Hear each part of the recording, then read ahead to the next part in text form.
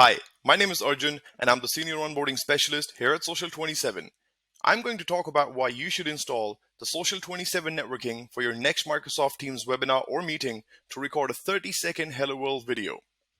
In today's virtual world, it can be challenging to connect with your audience and make a strong first impression.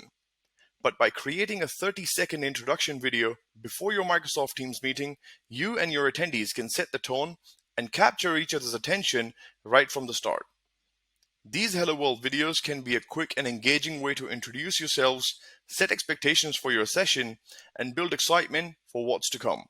And by encouraging your attendees to create their own introduction videos, you can foster a sense of community and collaboration before the session even begins. Attendees will also feel excited to record their introductions and share a little bit about themselves with their fellow attendees. So next time you're preparing for a Microsoft Teams meeting, consider recording a 30-second Hello World video with Social27 to make a strong first impression. And don't forget to encourage your attendees to do the same. Remember, first impression is everything.